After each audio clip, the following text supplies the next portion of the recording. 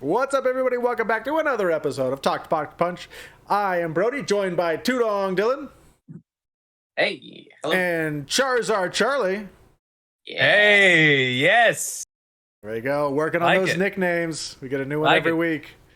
So thank you so much for joining us. We here at Talk Punch are building a wonderful little community, and we love interacting with all of you. So please remember to be kind in those comments, as we're all just having fun. And while you're here, whether you're watching us on YouTube or listening on the audio version of the podcast, make sure you go ahead and smash that subscribe button, hit that thumbs up, and then come back here every Wednesday to see what we're talking about. Kind of like this week's topic. We're putting out our top 3 romantic comedies for Charlie. This was a request of Charlie. He loves his romantic comedies. I do. It's true.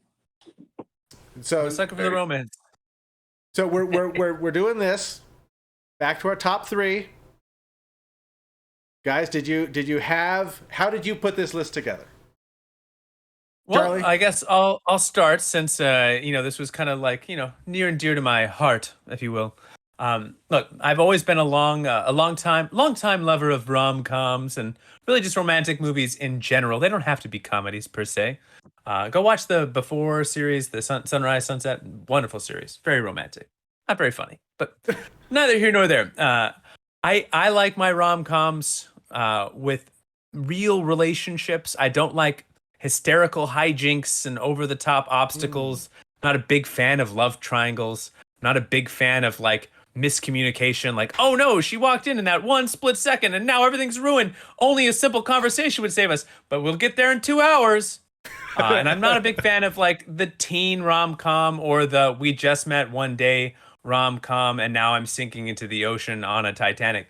I like my leads a little bit older, and I like my plots with a little bit more depth. And you know what? I will justify my picks coming up, and they might shock you because I went with 3 lesser known films. Okay. Lesser known to shine a spotlight on some movies that do not get enough love. So just to clarify, Charlie, are you calling Titanic a romantic comedy? Yeah. Dude, that was hilarious when that boat split in half. That was fun times. And all those people died. Brody, it's a movie. It's not real. It never happened. You're just actors, Brody. Oh, okay. How about you two, Don? For the record, I do not think the sinking of the Titanic was funny. I just want to get that out of the way. How'd you build your list, Don? I also appreciate a good romantic comedy, and I also don't appreciate it being stupid. But I do like them funny. And, you can watch them even as a kid, you see these kinds of things, and you see, you get to have the humor, and you get to kind of see what, almost an example of romance, and you got to get it from somewhere in books and movies or songs and music and all that. And, these are things that touch people from any time period, just about. Interesting. I tried to actually pick romantic comedies. Romantic comedies are not a genre that me and my wife typically go to. So I thought about, I was like, oh, you know what? I bet I could try to justify Fifth Element being a romantic comedy. I bet I could slide in like an Ant-Man and Wasp, and it could be like a romantic comedy. But no, I didn't do that. I picked actual romantic comedies for my picks. They're real romantic. You did still find a way to talk about the Fifth Element, so kudos to you. Every episode, it deserves it. It deserves it. Drink. Cheers. All right, well, let's get into the list then. Where's my button? It's right there. All right, so we are starting out. We are going, in the same order that we are listed on screen. We're going Tudong, and then Charlie, and then myself. That's just good planning. If only I had thought of that earlier. That's all right. Okay, Tudong, you're number 3. My number 3, I had to hesitate from making number 1, but it is in fact the movie Amelie. And yes, it did have this movie. I have a great affinity for. I saw it. I never had heard of it, and I saw like a preview for it. And I watched it, and I thought it was wonderful. I love the not just the romance of it, but and the innocence. I mean, there's an innocence to it, and there's a surrealness that I always kind of appreciate. Um, but this is one of those things. There's a lot of different kinds of romance, and there's a lot of different kinds of comedies. But this is one that had a lot of innocence to it. It's you see like a new love kind of beginning, and it's not stupid and cheesy and all of this other we just met, and they kind of get to know each other in interesting and odd and ridiculous ways, and so that is my number 3. I think you guys are gonna hate my list.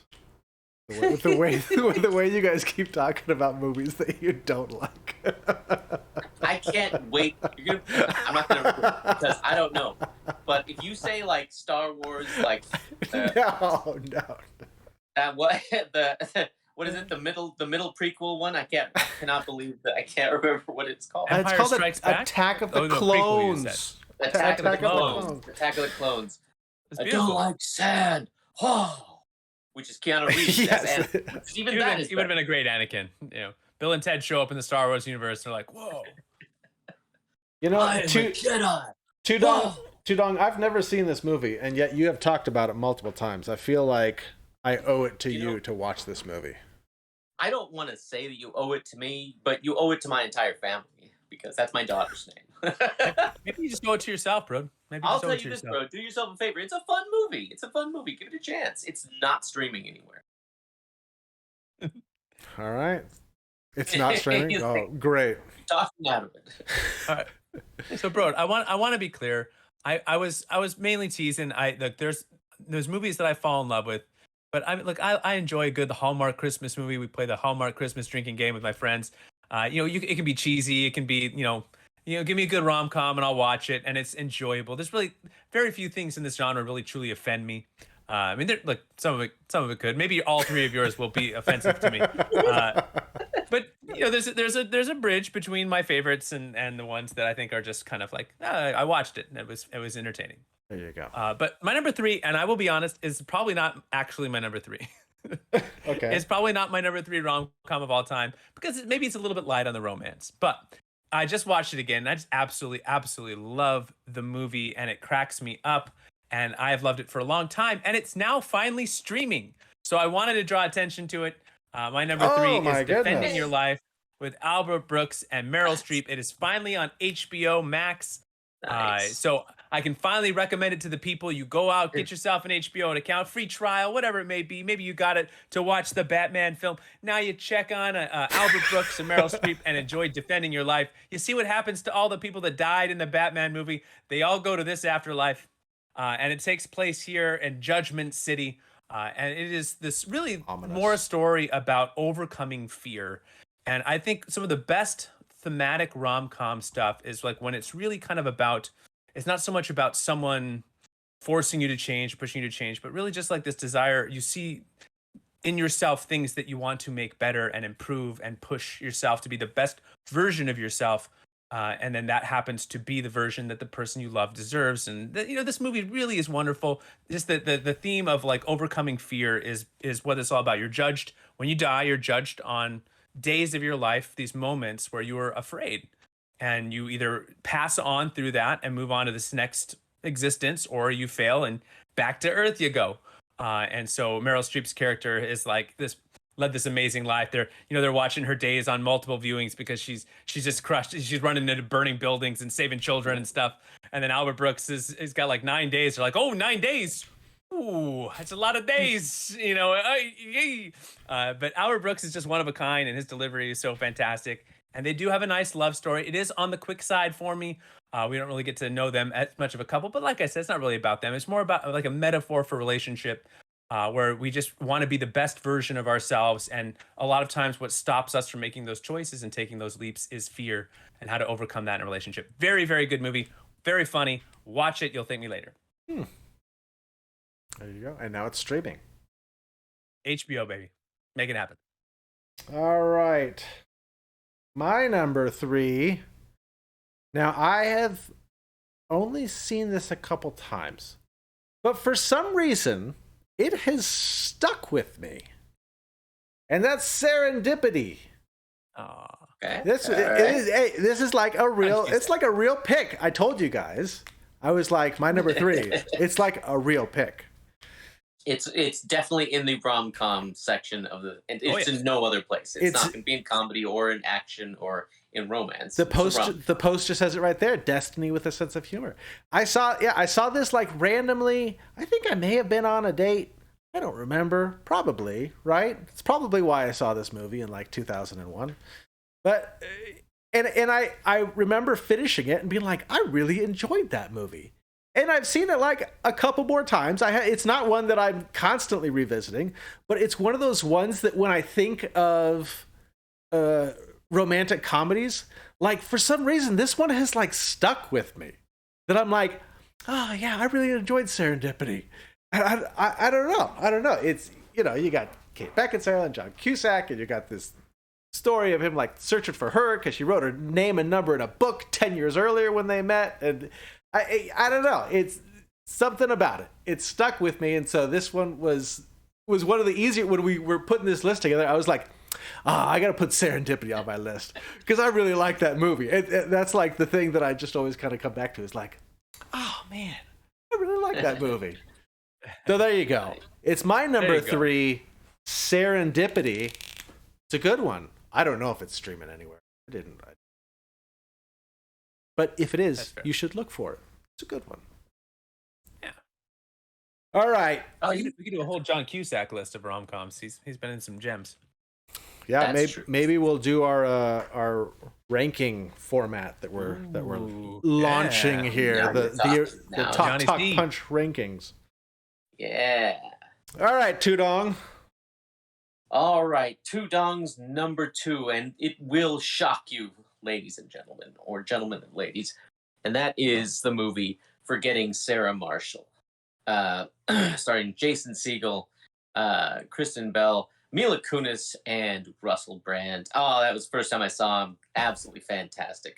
I loved kind of the interesting toxicity of breaking up in this particular movie, and it goes from trying to forget someone by getting, one night stands or running to a different place or, changing your job, midlife crisis, whatever it possibly is, and being open in some ways to still finding someone else and moving on. Is it a perfect movie? No.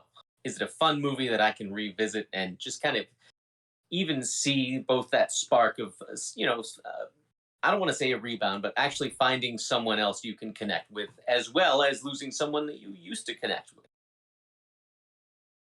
My number 2, Tudong's number 2, Forgetting Sarah Marshall. That movie has one of like the most relatable scenes to me ever, and where he's like in the bar and she's like, "Sing your Dracula song," and he goes up in front of all the people and he just starts singing it from the this puppet song about Dracula. And as someone who's sung many a ridiculous song in front of an audience that had no idea that I was there to sing a ridiculous song, I just that scene just really cracks me up. The whole puppet musical is fantastic. All the music elements really hit home for me. Even when he's just doing like the blomps and thwomps and stuff for the CSI type show, that cracks me up. It's a fun movie for sure. I've never seen this movie. Oh, you haven't? I've never seen it. Do something favorite. It's fun. I believe it's still on Peacock. Oh, really? I have Peacock. So I watched it like a month ago. Oh, for the first time? No. I just it was on there, and I haven't seen this in a while, so I popped it on. Gotcha. I was trying to. Yeah, you'll love the puppet Dracula music. Didn't I show you this, Charlie? I could have sworn I showed you that. Probably more likely I showed you. Since it's a movie that you like. So. That's an actual good point. No, I don't know. It's possible, but I watched. I used to watch How I Met Your Mother, so I liked Jason Segel, and I'm a big fan of his Muppet work. Nice.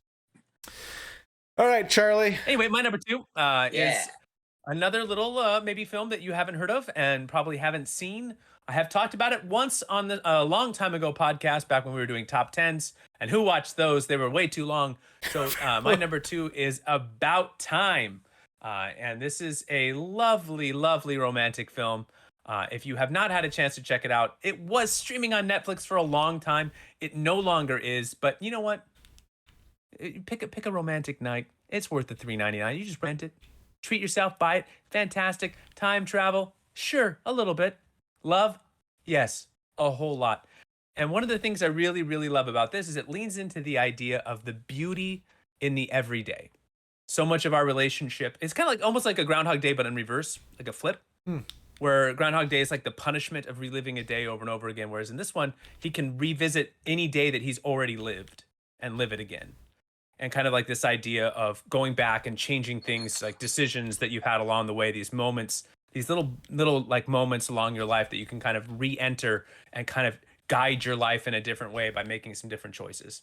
So you can't just travel anywhere in time. You can only go back to specific moments he remembers and specific moments that he's already lived.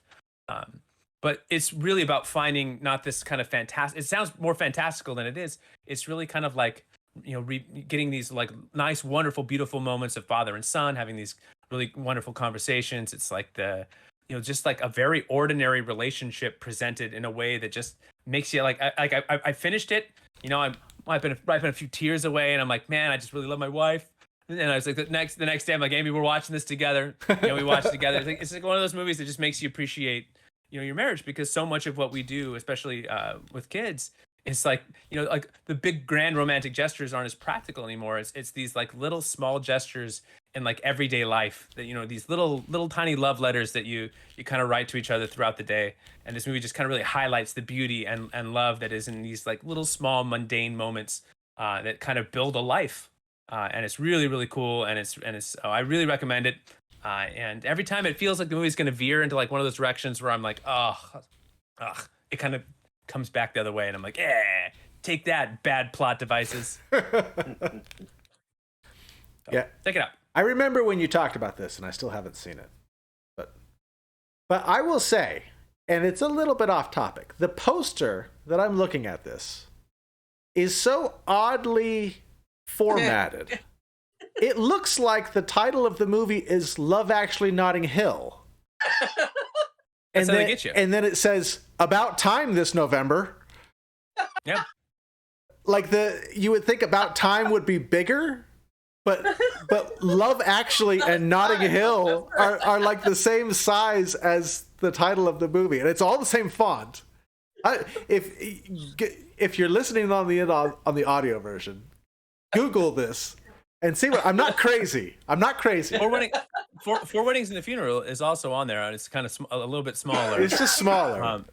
Look, when I made this poster in Photoshop, I really thought I was doing a good job. So the fact that you're ripping it apart is really hurtful to me, because I really did try my best. That's not even Rachel McAdams in the picture. It's just a stock photo of her.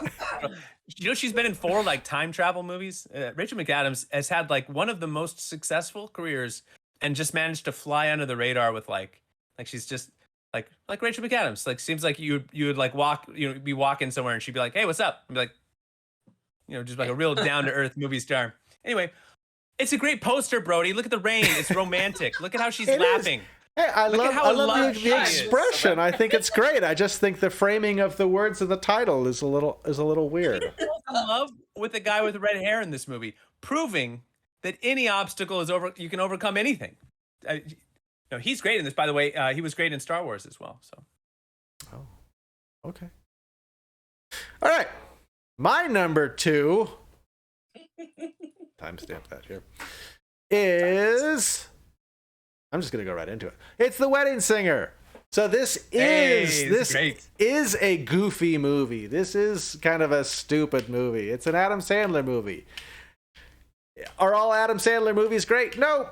But every once in a while, he kind of like strikes this really good mark, right? I was looking for the right word. I was going to say tune. You nailed it. I guess I could have said strikes a good tune, because this movie is about him singing. You had an opportunity. You missed it, but that's okay. We go on. I backtracked and fixed it a little bit. But this, Right but like Adam Sandler, when I was building this list, I was debating between a couple Adam Sandler movies. I almost didn't put this on because I was like, I wonder if one of them is going to put this on. Charlie, I know you like this one. I do like this movie quite a bit. And so I almost put Mr. Deeds on, which I really like too. But I ended up going, oh, come on, I like Mr. Deeds. But ultimately, I went with Wedding Singer. I really like Wedding Singer. I think it's really funny. Like even still, I think it's pretty typical romantic comedy. Like they meet, they fall in love, something happens, they break up, they wind up together in the very end. But it's really sweet, like the airplane thing at the very end. It's a romantic comedy. They all do that. I'll say this, Brody. I'm not the biggest Adam Sandler fan, but this movie, he wasn't playing his actual stereotypical, somehow tough guy self. Like he really kind of downplayed it more than he usually does. And I got to agree. I think you're right. It was funny, and it was Steve Buscemi is hilarious. And his relationship, his chemistry with Drew Barrymore was really kind of spot on. Like it was a surprisingly innocent kind of turn, and he took it really seriously. Yeah, Mr. Deeds. I like Mr. Deeds. I like Mr. Deeds. No, I thought you were gonna say like 50 First Dates or something. I like that was the other one that I was thinking about. I like Mr. Deeds. I'm allowed to like Mr. Deeds. You're not allowed like it. Like I just but top 3 rom-com of all time. Yeah, frostbitten. It's preposterous, Brody. Somehow he's like, I'm gonna go and somehow I'm some strong guy. I'm gonna stop criminals. Here's your purse, ma'am. I got a foot that's black because of frostbite. I didn't put it on my list. Was he the penguin in this movie? See, man, I got your purse back, man. I didn't end up putting Mr. Deeds on my list. I ended up putting Wedding Singer. So I know, but you live with it. Live with it. You chose wisely. I will live with it. It's a good choice. But this is a good one. It's really funny. I think the whole cast, even the side characters, are really funny throughout this whole movie. I think this is a really good one. This one, it's good. Go watch it. Number 2, kind of good. Yeah, number 2. This is the second best romantic comedy ever. Mr. Deeds was pretty close, though. Unbelievable. All right, fine, Tudong. Well, tell us your number 1 then.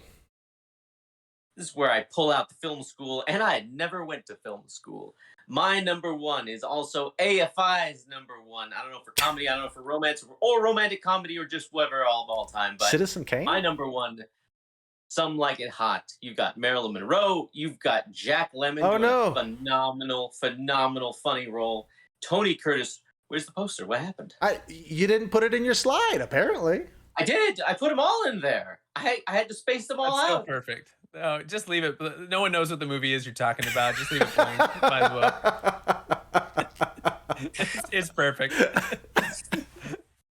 That's so sad. It's a classic movie. AFI. You guys were all over AFI with certain lists. It's so old. It wasn't even shot in black and white. It was just shot in white. That's how old it is. God. It was actually shot in black and white, oddly enough, but that was because the whole thing it takes place back in Prohibition era, and that was a certain amount of time, ladies and gentlemen, where America had prohibited alcohol, and so there were speakeasies, and these 2 musicians, they were working in a speakeasy, and they witnessed a violent, St. Valentine's Day massacre, which also was a real event, and so they had to go undercover, otherwise these gangsters would kill them too for being witnesses. And they go in drag, basically. They pretend to be women and go to a women's, they call that like a woman's, not choir, but, a woman's band. And they go to Florida and trying to get away. And it's Marilyn Monroe is one of the ladies in the all-female band. Jack Lemmon was unbelievably funny, so hilarious. And Marilyn Monroe was always so romantic. And Tony Curtis, he actually did a really funny job as well. A lot of times people say he was just a kind of a leading man, and he had his comedy genes on. He had his he had his stuff that was really wild. I cannot believe it doesn't look so ridiculous, just the white blank thing there. But Some Like It Hot. That is my number one. It sounds to me like you were describing the plot to Connie and Carla. Is that? Have you seen that? It was like the No, Mia, I have not seen Connie Nia and Carla. Vardalos? I've never seen Connie and Carla. Some Like It Hot. That's what it was. Was it a remake? Witness a murder. They witness a murder, and then they go. Yes.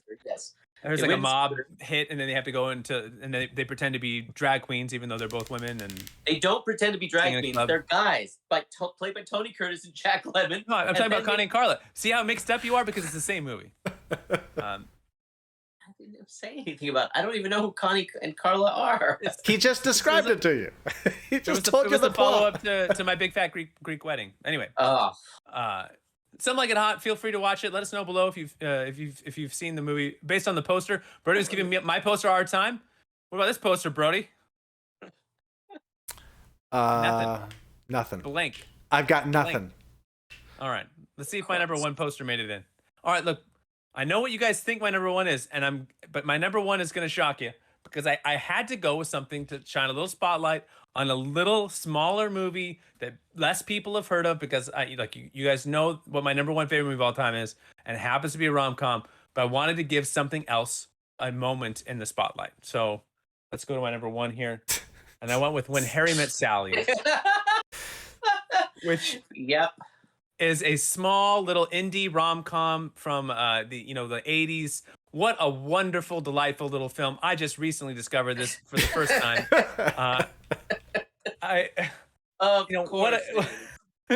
What a great love story. Do you remember what the plot is? Have you seen this before? You know what? I've only seen it once, and I was watching my phone most of the time, so I'm not really sure. No. Look, the theme of my third favorite was overcoming fear and being the best version of yourself. The theme of my second movie was finding the beauty in the everyday mundane, and the first one is just falling in love with your best friend. And I 10 out of 10 recommend it as someone married to their best friend. I absolutely think it's a wonderful way to build a relationship. This movie is so fun to watch. It's really just four characters. It's so simple. There's a recent phase in the 2000s where like rom-coms got huge casts. You get your Love Actually and your Valentine's Day, and you're just like all these different like couples, like almost like little shorts where you get to like live with them for like 6 minutes of screen time.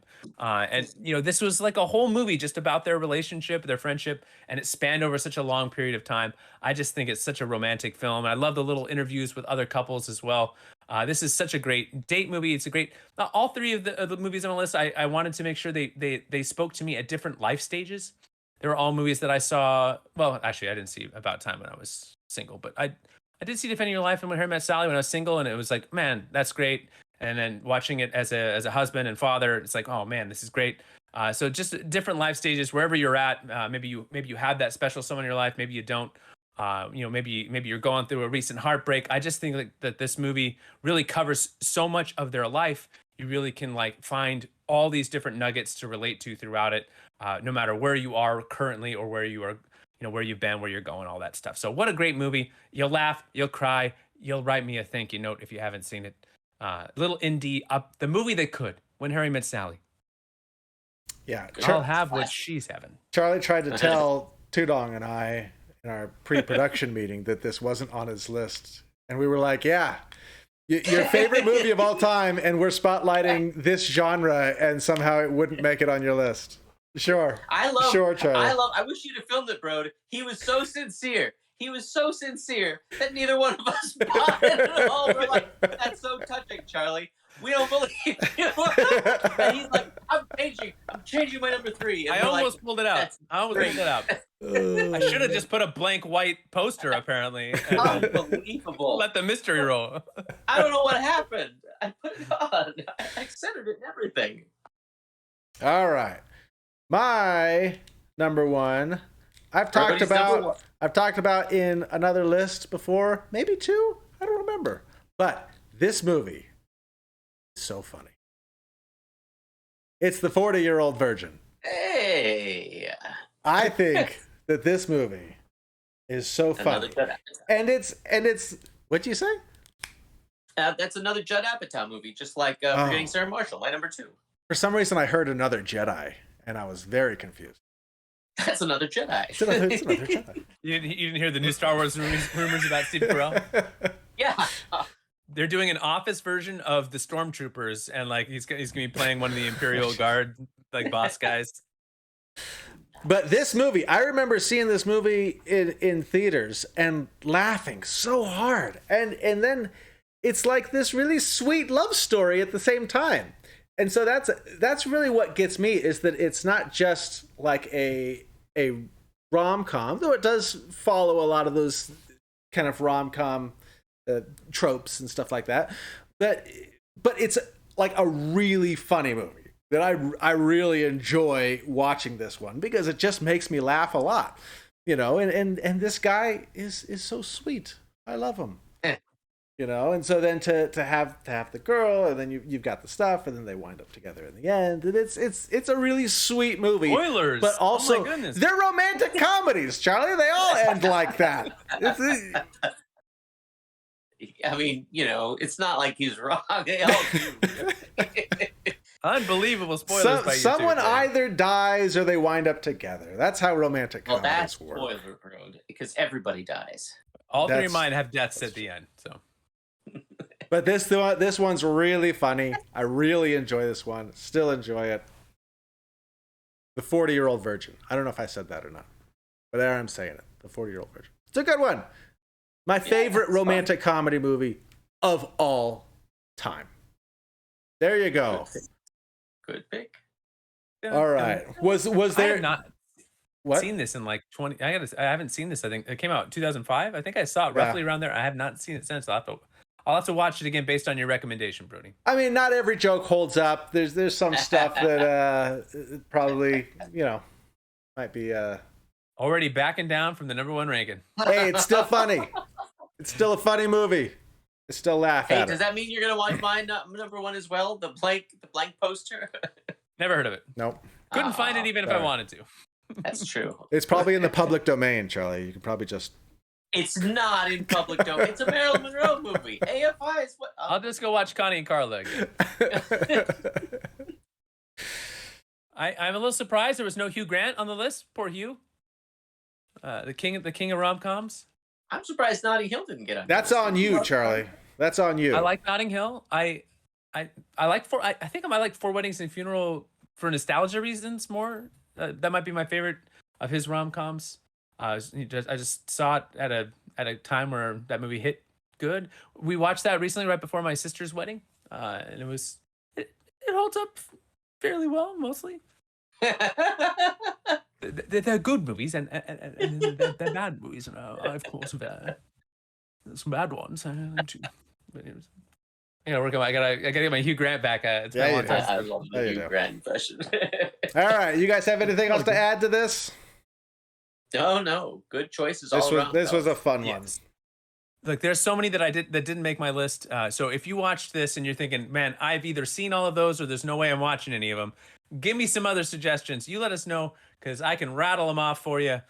You want from different eras, you want different themes. You let us know. We'll hook you up with a great date night suggestion, or just something to watch by yourself to just enjoy.